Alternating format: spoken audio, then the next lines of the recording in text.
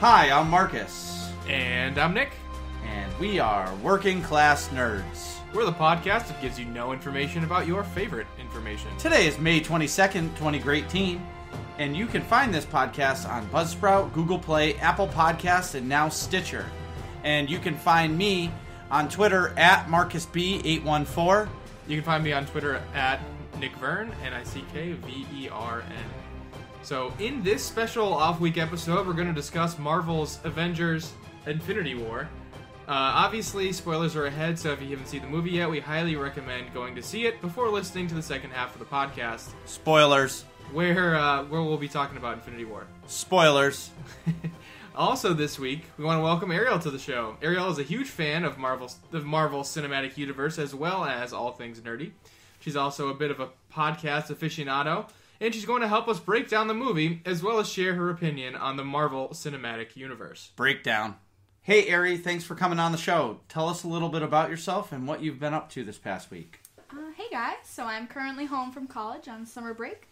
I go to school in Boston at MCPHS, and for all of you who don't know, stands for Massachusetts College of Pharmacy and Health Sciences. Fancy. It sounds fancy. It's a mouthful, just stick with the acronym. I'm a big fan of science stuff, art stuff, and of course, nerdy stuff. I know you guys talk a lot about video games, a lot about Star Wars video games. Fortunately, not a huge video game nerd. I dabble in the Mario Kart, a little bit of Skyrim here and there. I'm not to brag, but I'm a level 35 high elf. Whatever that means. That's like 4 hours. All right, so yeah, but does an elf have a lightsaber? No. Oh. They have magic, though. High elves are particularly good at magic. All right, so they're like the Sith Lords of the world. But I am the Dovahkiin. What is a Dovahkiin? Everyone's the Dovahkiin. Oh, I don't know what that is, so it sounds amazing to me. Yeah. You're the Dragonborn. You can speak dragon. Well, all right, anyways, this is not relevant. Ari, tell us more about you. I watch a lot of TV shows. I'm into Doctor Who, Firefly, R.I.P., Sherlock, Game of Thrones, of course, Marvel, the Netflix shows. I've been watching a lot of Jessica Jones, Luke Cage. I'm just getting into Legion on Hulu.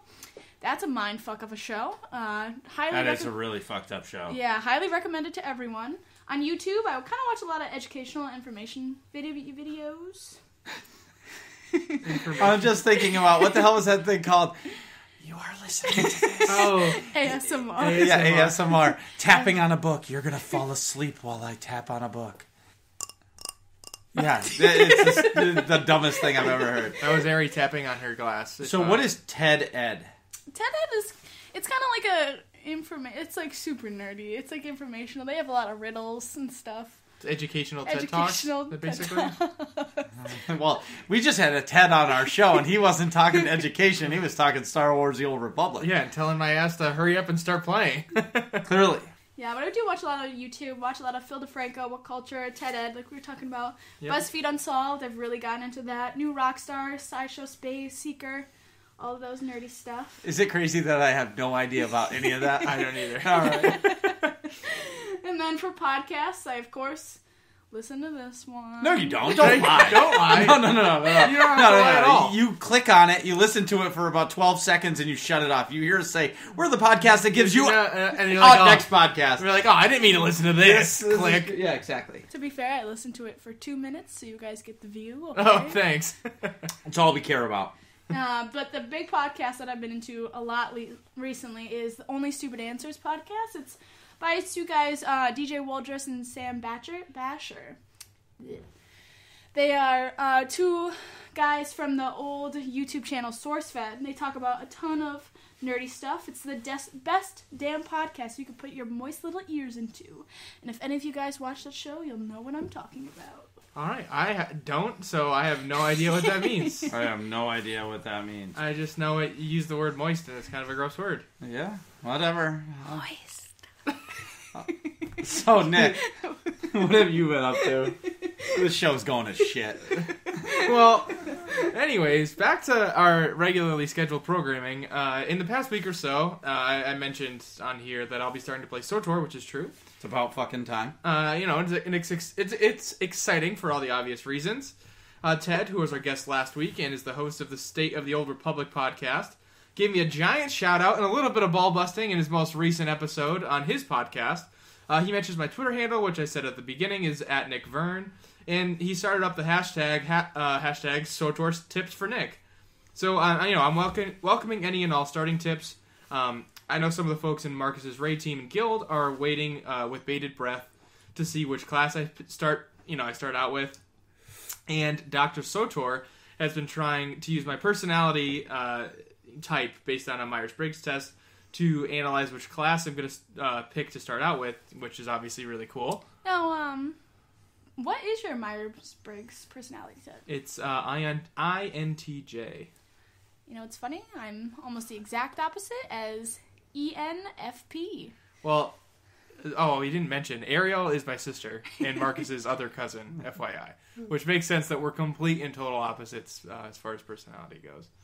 But yeah, it's really cool that Dr. Sotor is doing that. I'm kind of holding off on actually picking until I see what he says, what he thinks that I'm going to pick. See, I think that's a bullshit excuse. I think you should just download it, pick a class, and then let him guess. Well, yeah. I mean, I have one in my head, and I have the game downloaded. I have a class in my head that I want to do. Yeah, I don't want to know. Yeah, I'm not going to tell anybody. And yeah, I will start playing, but it's just something exciting that I want to find out as well. All I'm going to say is no matter what character, I go light side, because Bishop, light side is the best side.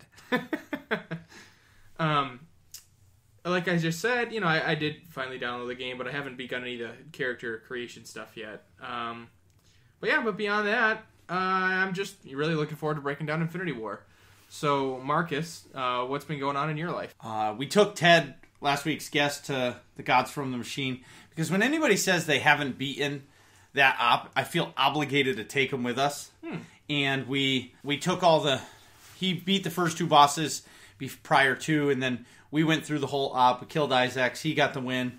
There's a decoration that drops off that boss that it only drops randomly, and I really want the thing for my house. I just bought a new stronghold, which it's on Tatooine, so when you're standing on the balcony, you got the twin suns in the background. Oh, that explains the picture you sent me. Yeah, so either way, it was great to have them, but I didn't get the deco, so maybe not next week, but I want that fucking deco. I've been taking some time to do my bounty hunter class story. I'm on Bel Savas, killing stuff. That's really slow for me because I don't have a lot of time, I guess I should say, because I'm doing so many ops. Right. And I'm so busy. But last night was episode 2 of our Fun Feeling Mondays with the Bad Feeling Guild. And we were on the Imperial side, and we had 16 people. And I'm hoping to have 16 people, so we did a 16-man op. We did Karaga's Palace in story mode, but that's still fun. And when you have 16 people that don't play together every week, it's kind of like a shrug your shoulders like, are we going to finish this thing? Right. But we all came together and got it done. Big shout out to everybody who came, because if it wasn't for you guys coming, I would have been playing all by myself. All by myself. Don't wanna be. All right, forget it. So if all that sounds fun, you need to be a level 50. We run Mondays from 9 to 11 p.m. Eastern time. And if you want to join up, you can message me on Twitter, or in-game you can do a /C join has a bad feeling to find me. And if you message me on Twitter, I can give you the Discord information, and then you can come chat with us. But there was a patch today. We got 5.9.1. Not much was in it. I'll just do the general highlights. We're getting double rewards. So we're getting double XP, command XP, and much more through 5/22. So today through May 31st, which is Monday? So get your alt game on and get everybody to command rank 300. A lot of people have a bad taste in their mouth about the Nar Shaddaa nightlife.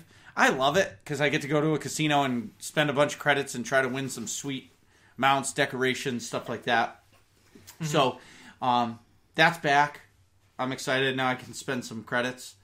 Other than that, we're getting a cool mount for the movie Solo, and they're going to have a bunch of smuggler outfits on sale. So if you want to be like Solo, you can get some on the cheap as long as you're spending some more money. It looks good. I'm excited. I'm going Thursday. Usually I go with Nick to all the openings, and he's going away this weekend. Wah, wah. No, it's pretty awesome that you're going away. And I've had a really hard time with it because I kind of don't want to go without you. I love my wife, but it's not the same. Right. Like, I'm going to want to text you, and you're going to be in Mount Washington, and I'm not even going to be able to talk to anybody about it. So I'm going to try to talk to my wife. She's going to be like, that was stupid. I thought the movie sucked. And I'm going to be like, I thought it was great. So, Well, she liked Infinity War. That's true, but it's a different animal. yeah. Infinity War is a Marvel movie, and, like, we were all Better super... than Star Wars. Definitely not. Well, hold on. Let's pause the Infinity War thing for later. Yeah. So, either way, so we're going this week, but Back to 5.9.1. yeah, Anything else you'd like to touch on? players will no longer be able to complete the Cantina Crawl achievement earlier than intended, whatever that means. But other than that, I think that's it for Star Wars. But I want you to come play SWTOR with me. If you want some information about the AIE Guild, you can go to aie-guild.org, or you can do a /C join AIE LFO. That's they're looking for officer channel in game. Or if you message me on Twitter, again, it's at MarcusB814. I can give you the Discord information, and we can get you invited into this wonderful guild. I gotta pee. Let's take a break. We'll be right back.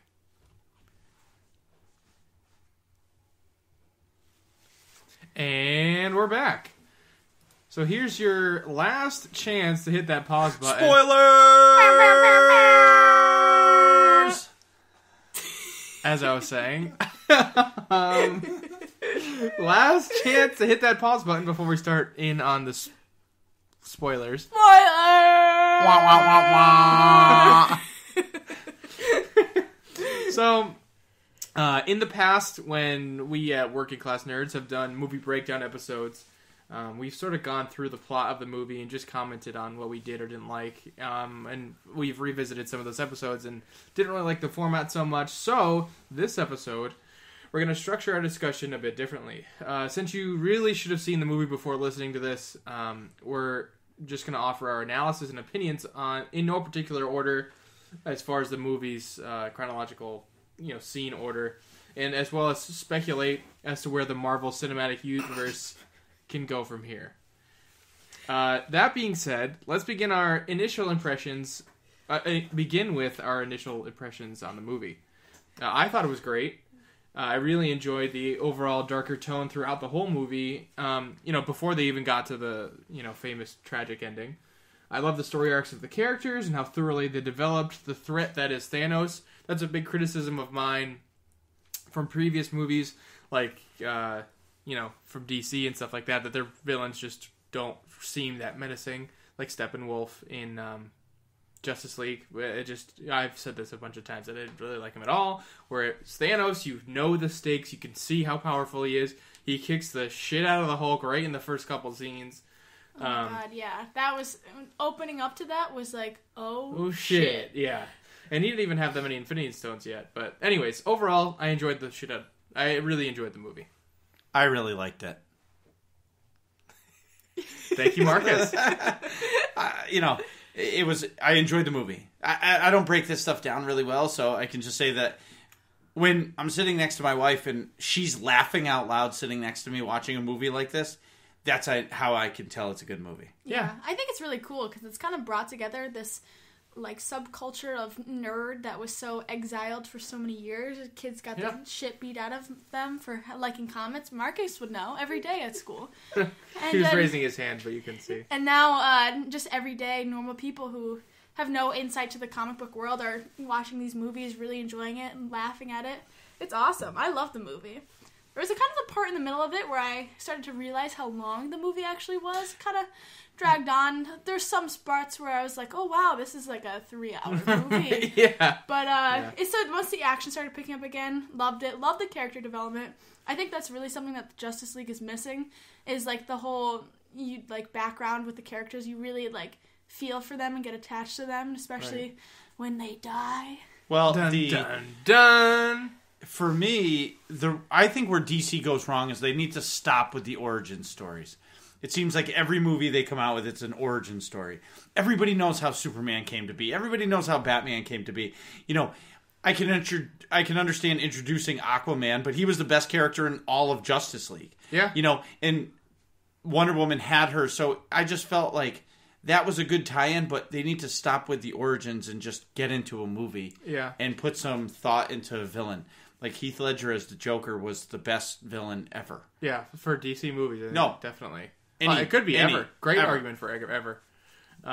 For sure. Yeah, especially, not to dwell on Justice League too much, but they did a lot of character backstory and origin story when Marvel has multiple movies to do that, and they tried to just shoehorn it in in one group up movie or for Aquaman and stuff like that, which it's just not enough time for you to care about the characters. But anyways, so which moments of foreshadowing or which particular storytelling elements stood out to you guys the most?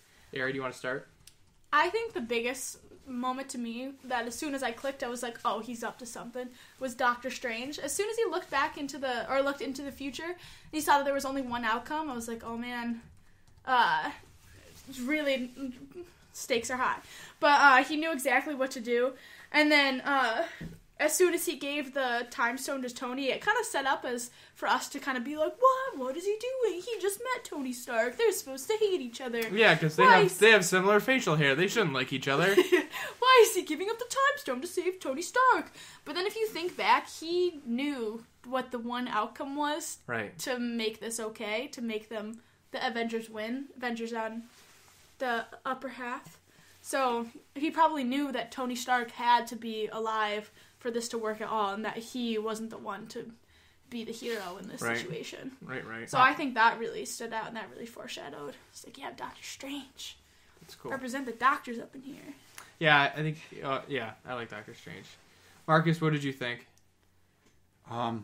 So, two parts of it that I really liked was I liked how everything was going to plan, and the whole movie was on this premise that they were going to successfully take the gauntlet off Thanos, and then here comes Star-Lord, he's just Bull in a China shop, just is like, hey, fuck you, you fucked with my girl, I'm going to fuck with you, and he fucked the whole plan up, and you guys can say how much you didn't like that part, but that was the part where you're like, oh shit, because you're thinking like Doctor Strange.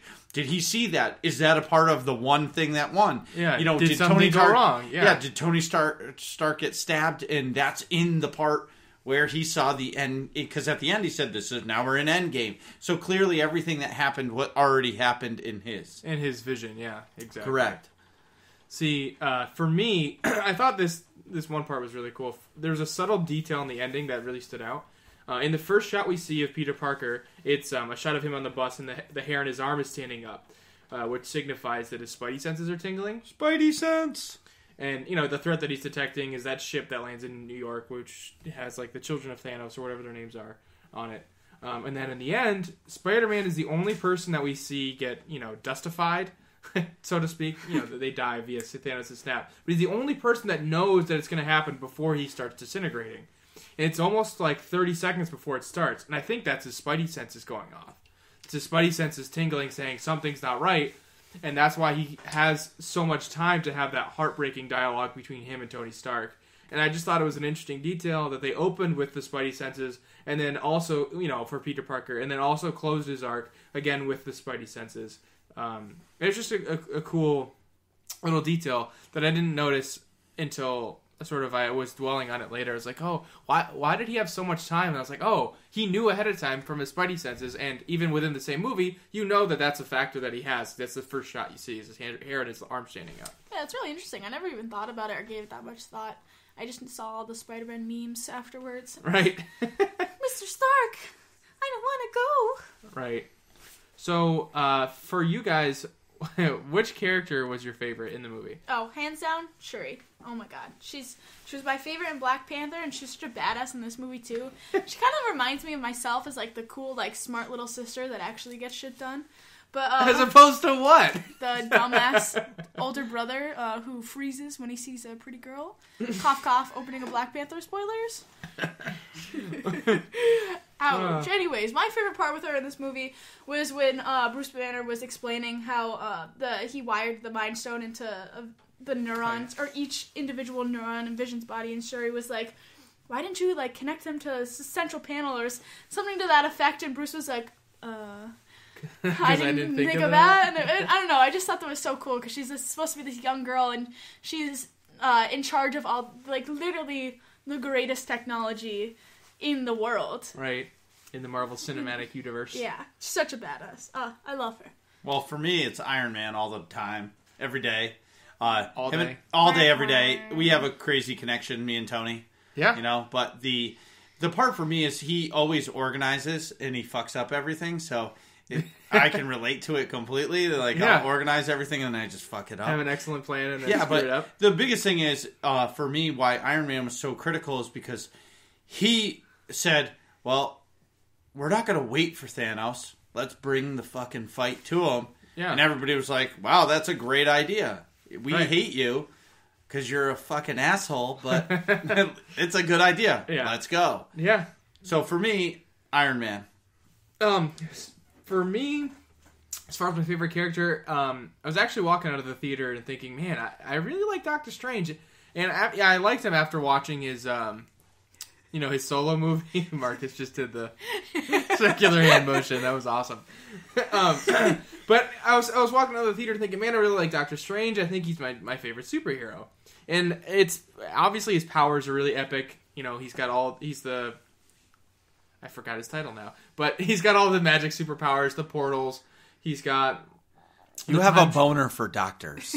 I did. So, all right. There's that too. He was a surgeon in, his prior to becoming a superhero. Everybody likes an educated man. Thanks, Harry.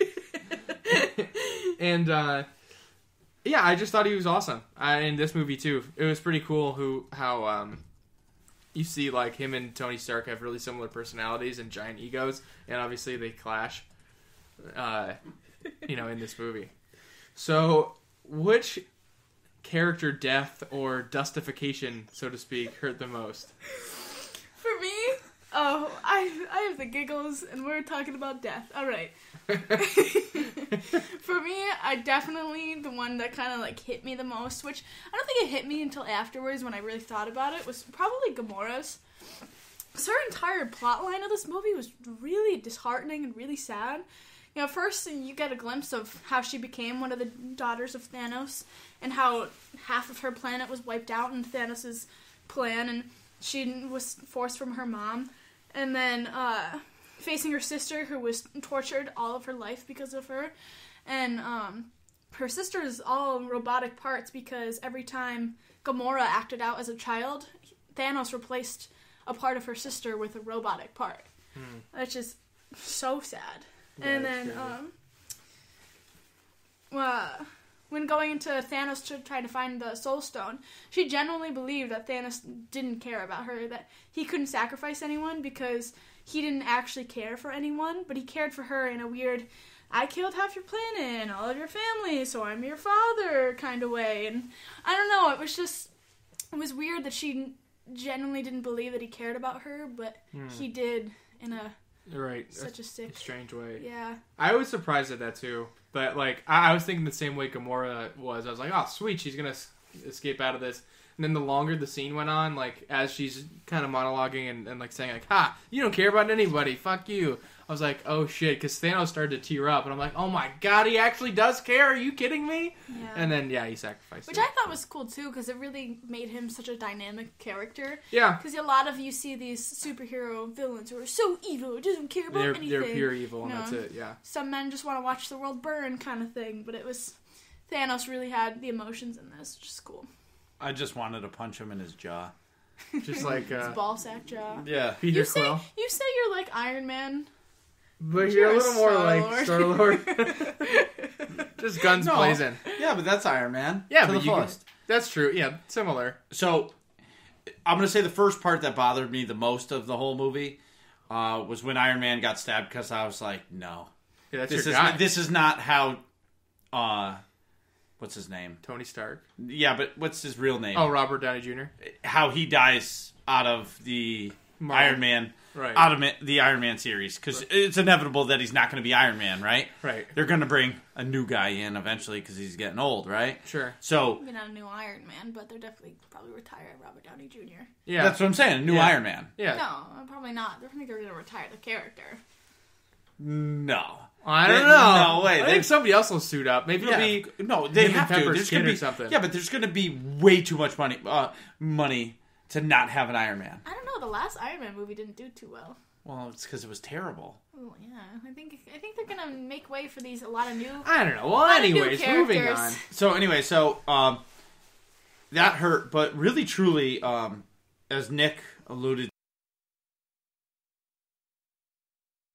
because he's a young high school kid, and he's a nerd, Yeah. and he felt it beforehand, Spidey sense, whatever, and then Tony Stark's looking at him like, "Fuck, I did this. I killed this fucking kid. I did this. I got him involved. Yes. He's like Tony's son surrogate. You know what I mean? Yeah, exactly. So it's that for me, the Spider-Man death, but Yeah, that's everyone was heartbroken at that one.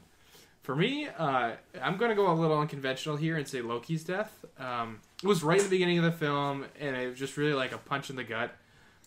So by the end of Thor Ragnarok, you can kind of understand Loki's mischievous ways, and Loki, it's just like brings some good character development there, and he seems like he's ready to help the Avengers at the end of Ragnarok. And, he even fights against Hela to save Asgard, which before he was trying to destroy Asgard. So, I was really looking forward to seeing him fight, the good fight for once. You're fighting alongside the Avengers, potentially. So when Thanos just, crushes his neck, and you just see him, his face turn purple, kind of like Joffrey in Game of Thrones. You know what I mean? Yeah. It was just, an awful way to die. And, the only thing all the other characters, the onlooking Asgardians and even Thor can do is watch. It was just sad, It was particularly shocking because it's right in the beginning of the movie, and it's like, oh my god, this character you thought, or at least for me, I thought was going to be a big part, or could be a big part, and a cool thing to see in the team up, would just immediately die so crushingly, literally. I remember I turned to you and I was like, wait, so is Loki dead? Yeah, dead. And I'm like, oh shit. Oh, he's wow. not dead. Well, nobody that died is obviously, really but- dead. They're gonna. Yeah, I'm assuming no, they'll come he's back not later. dead. He's not dead. Yeah, I but think he there's- died in that He's instant. playing the long con. Yeah, He's dead. He's not dead. I think he might. Well, I think he died, but I think he'll come back when they revive people. Oh no, later. he's not dead. You don't think so? Nope. I don't think so. I think he You did. will see. No, he's not dead. All right. Well, anywho, so I thought there was a moment with Thor when he was on the ship with Rocket, right? Yeah. The raccoon. And he just had a moment of where you kind of see him break down. yeah, And he tried to kind of push that away, but if you really think about it, he just lost his dad. Mm-hmm. He just found out he had a secret sister that was banished to hell, that came back. and he had to kill her Had to kill her, lost his eye because of it, Right. and then he just lost his brother and his hammer. and his hammer. But Right. he gets a new eye. And a new hammer. A way better hammer, you might argue. A Groot hammer. A Groot hammer. I am Groot. I am Groot. Oh, that's what I wanted to add for later. But anywho, so what parts didn't we like about the movie? Well, no, Nick. I want you to tell us what you didn't like first. Well, I didn't like how little the Hulk was in the movie. Frankly, I had to read an analysis after, an analysis of the movie afterwards just to know why he wasn't coming out. And people are saying that it was because Thanos kicked his ass right in the beginning, and he was ashamed or embarrassed about it, so he didn't want to come back out after, which is kind of BS. I mean, I get it. Hulk is childish and is not overly intelligent, but I didn't understand that watching the rest of the movie, so that was frustrating. Why isn't he coming out at all? And the once I did learn the reason, I still thought it was pretty lame. So all in all, I thought that the Hulk not being involved at all was pretty lame, and I didn't like that about the movie at all. I thought it was cool though to have Bruce Banner actually play Be Bruce? Yeah, play Yeah. a decent role in it for once. Yeah, But I do understand. I wish it was at least a balance of the two. yeah, It's kind of like a little stage fright. Yeah, Right. I guess every man gets stage fright every once in a while. But that happens. But yeah, I think you can involve Bruce more if they shift back and forth more frequently. In Ragnarok, they're kind of Hulk doesn't need Banner, so maybe he won't be so insecure about what was giving Banner control and stuff like that. So they could have done it where Banner's more involved and had some more Banner screen time while still having Hulk do the fighting. It was interesting too because there is a scene in the trailer where they're all running out in Wakanda, right? And Hulk's in it, and Hulk's in it too, and that was just the film for the trailer. Right. It was interesting. There's a bunch of shots in the trailer too while we're on the trailer stuff. Well, Thanos fighting with only 2 Infinity Stones in the gauntlet, when in the real movie, those scenes of him fighting, he has all 6. Yeah, interesting. Which is interesting. So they definitely edit a bunch of stuff out of the trailers or tweak it for marketing purposes. But what did you not like, Ari? Well, to be honest, I know Marcus touched that he liked this part about it, but I really hated Star-Lord in this movie.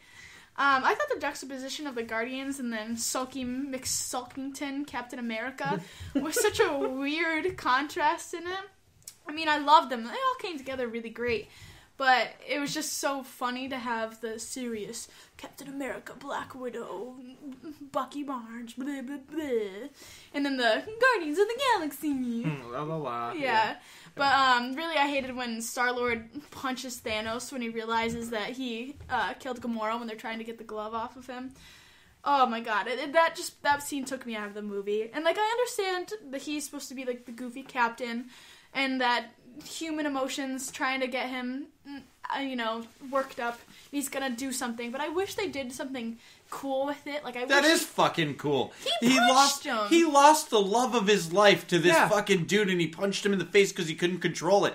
Where are your fucking emotions? Well, no, you're talking about fucking emotionless. You're gonna be a good PA. Hey, I'm dying. Sucks to be you, bro. See you when you're on the other side. No, what I'm saying is, I wish they'd had something cooler. more badass. Yeah, more badass. Just throwing a punch and then fucking. He has 2 blasters in his pocket. He has star planet powers. Planet powers. He's the son of a planet. You know what I'm saying? You could do some planet laser eyes shit or something. How cool would it have been if he golden shiny?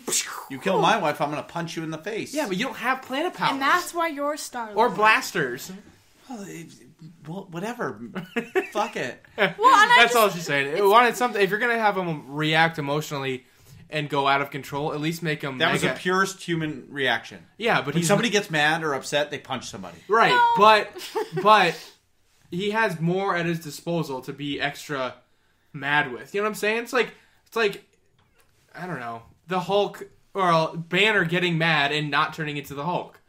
If he's gonna get mad and punch somebody, just freak out and turn to the Hulk and do a mega punch. A nice contrast too is I forget the characters' names, but it's in Black Panther when the husband and wife, when they come fight face to face, and he's like, "Would you really kill me?" Yeah. And she was like, "For Wakanda, I would." Yeah. And it's kind of you have these cool badass characters that know to put the country or even put the universe above their loved ones, and here you are, Star-Lord, fucks everything up. He's had a fucked up life.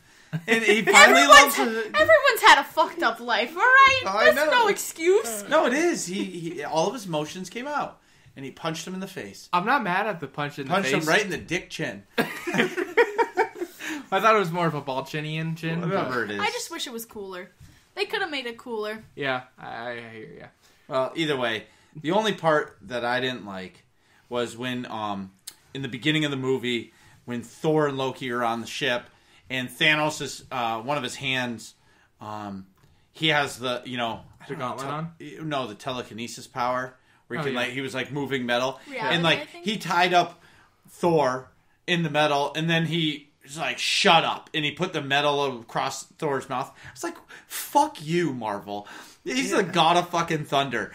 Come on. This should not be happening right now. Yeah. All of this should not be happening. Thor will fuck you up. Yeah. And they just sat there like a fucking diggle douche. And just fucking sat there with the metal over his mouth. Come on. Yeah, I thought that was lame too. I thought that was mega lame because you see in Ragnarok,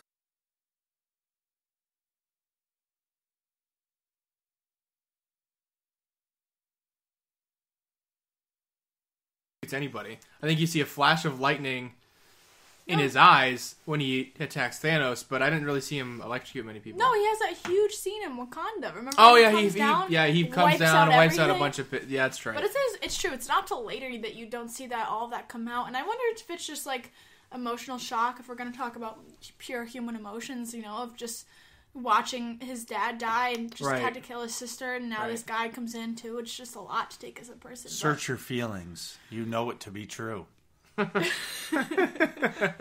It always comes back to Star Wars on this podcast.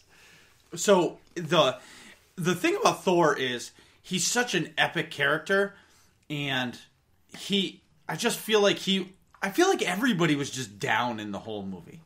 I agree. In the trailer, I saw the Hulk Buster, right? And I'm like, fucking right. That's the most badass goddamn armor there is. So, and then to come to find out, it was Banner in there. Right. So Hulk was messed up. Thor was messed up. Loki's not dead, but he's dead. Yeah. Tony Stark gets defeated and stabbed. Spider-Man's fucking dust, and Doctor Strange's dust. Black Panther's dust. Bucky's dust. Captain America's Mopey McMopington. As usual. Black Widow. He was just mopey. Yeah, I like Captain America. Oh, I do too.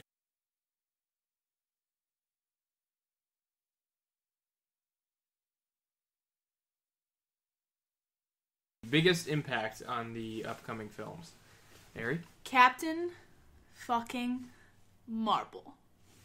Marvel or Marvel? Yeah, Marvel or Marvel. I just want to put it out there that I'm dyslexic. Yeah, but you wrote these notes. So wait, so your B's or V's? You're not. You don't speak your Spanish. B's or B.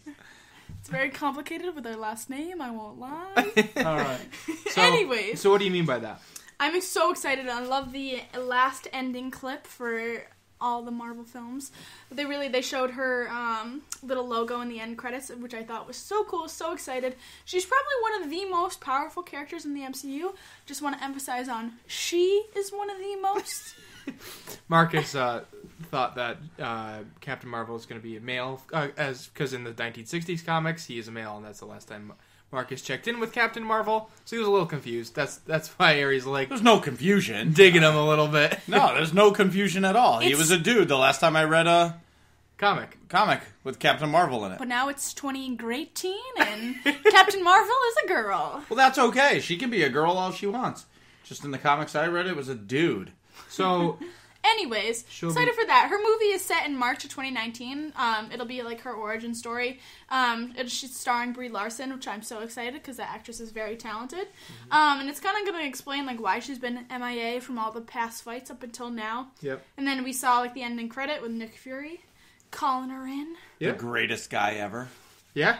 Won't argue with you on that Greatest guy with one eye. Yeah, and then another character I'm super excited to see for is Hawkeye. Didn't really love him in the other Avengers movies, but word on the street is that set photos have been released and that show him in costume similar to a character that he takes on in the comics after Civil War called Ronin. Some theories are that when everyone disappears, Hawkeye's wife and kids do as well, which are kind of the main reason why he kind of got out of the Avengers. Right. So if they disappeared in Thanos' big plan, it would be a good way to bring him back in as this new, darker alter ego, Ronin. That'd be cool. I'd definitely like to see Hawkeye in there. So, Marcus, as far as new or revisited characters, who do you think will be in the make a big impact in the next Avengers movie or future Marvel cinematic? I think movies? Nick Fury is going to be play a big role in the future because he organizes. That's his job. Yeah. I mean, he doesn't really have any crazy powers or anything like that. He just organizes everybody, and he does a good job at manipulating everybody to get together and fight together. Yeah, and accomplish a common goal. Correct. And then he says, see you later. Go do your thing. When we need you, we'll call you. Yeah. But I think, for me, his scene at the end of the movie stated that it's going to be the next Infinity War 2 or whatever. Yeah. Avengers 4. Avengers 4. They keep saying like it's not going to be Infinity War 2, but they has to be. It's basically it's going to be because Thanos has to be in it at least for the beginning. I think. You know what I mean? I think it might be maybe the ending of it because if you think about it now, we're only left with the main Avengers, the core Avengers from the first movie. Yeah, we're only left with Thor, Tony, or Iron Man. Yeah. Black Widow, Captain America, and Hulk. And then Hawkeye. And Hawkeye is going to come back in, and then... But they have to end the Infinity War story. They Right, have to yeah, stop definitely. Thanos. So it has Yeah. to be an Infinity War 2. Yeah. It might not be called Infinity War 2, but it's Might going to be be like the Infinite War or the Final War. Something like Well, it's that. called Avengers 4. That's what the movie's called. But... No, that's the name they're going with now. Yeah, they're no, gonna that's what I'm saying. They haven't released the actual title, which people are speculating, saying like, "Oh, it's going to say something along the lines of like the resurrecting the Avengers or something like that, or something that would be a spoiler for Avengers 3, Infinity War." But I don't know. It's going to be Infinity War 2. Yeah, that's The basically Rise of the Avengers. Yeah, out of the ashes, like the Phoenix. Anyways, so Aerie has a pretty interesting idea, and do you think Thanos was really wrong? I think, before Aerie gets into it, I know Marcus kind of agrees with me. Well, yeah, killing half of humanity is wrong, and I'd rather see some kind of, environmental technology that makes the planet able to accommodate the greater population, or the universe in Thanos' case. But Aerie has some other ideas. Wait a minute. It's not just that simple. He has a good point. People are starving, so kill off half the population, and guess what? Now there's He plenty of saved resources. humanity. Oh, trust me, I'm going to go into it. I know, but I'm just putting it on there. Yeah. Right there. I would like to start off by saying, I do not condone any violence or murdering. We know that. That's okay. Keep going. Anyway. Yes, you do. If you play Skyrim and you're a level 35 Diddledorf elf or something like that, you kill everything in your path. Yeah, to level up. That's very true. I won't admit that you're wrong. But anyways, sit down, kids. Time for a lesson in sociology and economics. Matt Pett does a fantastic video on this topic over on his YouTube channel, Film Theory. Yep. And I'm going to butcher this because I'm a STEM major, but I thought it was too interesting not to talk about. So, in human society, our growth in population doesn't increase by an exponential rate, meaning it doesn't rapidly increase over time, kind of like how we used to think it did, but now we realize that it doesn't. Our growth in population grows at a rapid rate and starts to level when it gets close to our carrying capacity, the thing that Thanos talks about when discussing his own planet and how they ran out of resources. Mm-hmm. And that graph, the name of it is called... Oh, the graph has a sigmoidal shape. Think of it as like an S. So it starts off with a shallow increase, then an exponential increase really fast, and then it tapers off again. And we've lost all of our viewers. Marcus has his head down in shame. Anyways, we see the trend... I'm kidding. We're almost done here. We see this No. trend... I want you to talk about this. I just was playing It's around. exciting. All Well, right. I love hearing about this stuff because this is way above my pay grade.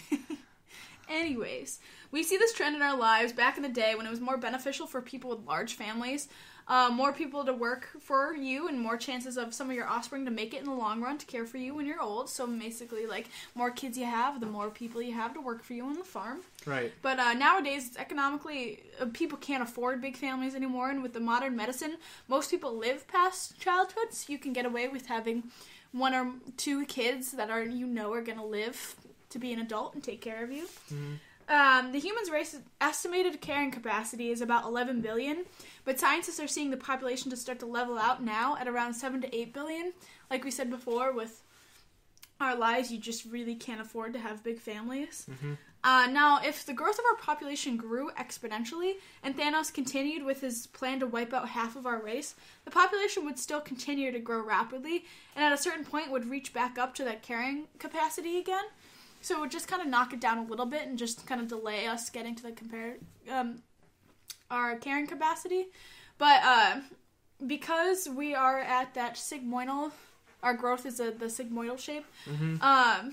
If we knock down if he gets rid of half of us, that level will decrease by half. And yeah, I was gonna say, because the population is leveled out, or the path. Or on the path to leveling out, it would decrease the leveling point by half, and thus, by eliminating half the population just one time, theoretically, the population would stay at the lower level and never reach the carrying capacity.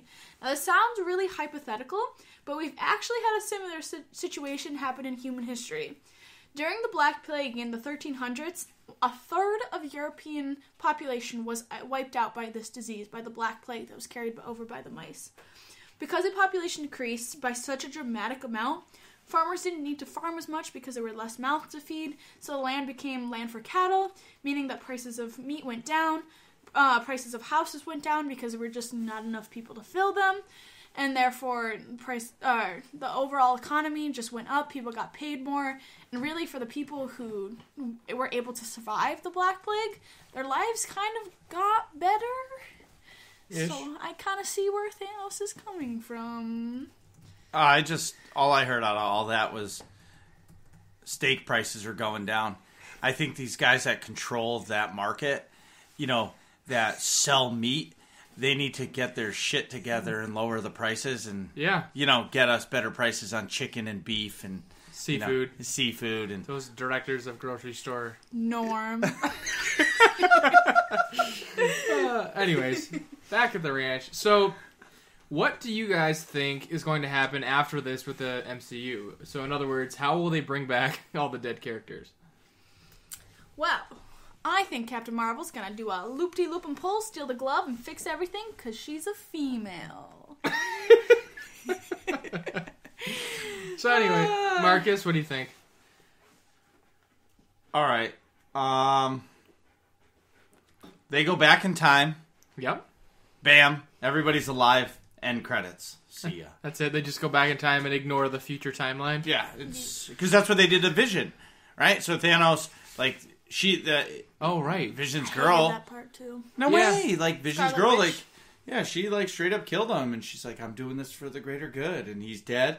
And then Thanos is like, "Fuck you! I got the time stone. I'm gonna bring his whoop back. Thanks for the stone. Deuces." Yeah, that's true. And then as soon as that happened, he disappeared, and everybody started dying. I just wish it wasn't such a huge plot point of trying to get the stone out of Vision's head, and then it was just so easy just for Thanos just to be like, Zoop. bloop. Yeah, Just undid it kidding. all. Yeah. But it was a big point because it's in the dude's head, and he's a person. No, it was. They made it a big point. She's saying she wishes it wasn't, but that's such an important part in I- human emotions. Right. Human emotions You're of seeing somebody misunderstanding. dying. No, I didn't. Yeah, Oh, no. yeah. She was saying they may put so much effort into the human emotions that it is such a big deal, and to see it, they got it so that they had to kill him. Scarlet Witch had to kill him. They kept it out of the clutches of Thanos, and to see Thanos so easily and quickly undo that, all that work and all that emotional payoff that's what Aerie didn't like. Yeah, That's what I was kind of like, all right, are you kidding me? Like, I misunderstood. after all of that. right. Wah, wah. So, I was thinking, as far as what's going to happen next, clearly the remaining Avengers are going to have to somehow get the gauntlet off of Thanos. Although, from one of the last shots we see of the gauntlet after Thanos' snap, it looks pretty burnt up and chewed up. I don't know what the deal is with that, but it might be broken. There's always the tried and true method of some sort of time travel, where they go back and kind of prevent Thanos from doing his snap in the first place. However, I was thinking this might create an alternate timeline, kind of like in Flashpoint in the Flash, or like when Trunks in Dragon Ball Z time travels. There's an alternate timeline now. I don't know if anybody knows what I'm talking about there, but Thanos used the time stone to go back in time with Vision there, and that didn't create an alternate timeline, at least that we know about. So I'm not sure how Marvel's going to handle any kind of time travel, but I think anything they do going forward to correct this is going to have to involve time travel in some way, shape, or form. Any other general thoughts before we wrap it up?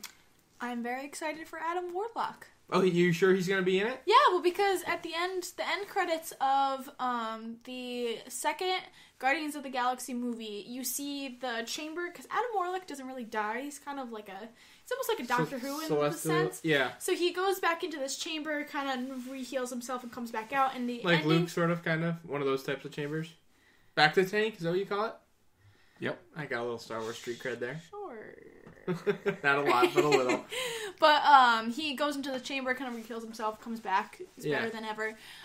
You see that at the end of Guardians of the Galaxy 2. Yeah, you see him in the tank, right? Yeah, and it's interesting too because in the comics, I know he's partnered with Thanos, fought against Thanos, uses the gauntlet and stuff like that. So it'll be interesting what they see with him. I know he's not supposed to be in Avengers 4, but he's definitely gearing up maybe to be in the third Guardians of the Galaxy movie. That'd be cool. I'm a couple things. I'm interested to see if Groot's going to come back from the handle of Thor's new hammer. That could be cool, because I know he can come back as long as there's like a twig of him still around. Although he'll be Kid Groot again, or Baby Groot. So that'll be interesting if he does come back from the handle of Thor's hammer. And also, I was just going to comment, there wasn't really a good spot to fit this in with our previous questions, but I wasn't a big fan of Peter Dinklage's character. I love Peter Dinklage as an actor, but I thought it was just like him doing a Tyrion accent, but like not smart like Tyrion. It was like a dumb, big, goofy Tyrion Lannister. Is it if he had like 50 less IQ points or something? Who's that? That's the dwarf guy in the Dwarf Star planet, the guy that forged the hammer and stuff, sure. all the weapons. Yeah, Peter Dinklage is the character that played him. He's also in Game of Thrones. What's Game of Thrones? It's a TV show on HBO. And I'd like to say this is the time where I leave. What do you mean? I'm not into it. That's all good. All right. So anything else, you guys? Dig a douche. What are you guys talking about in here? Find out next episode of Working Class Nerds.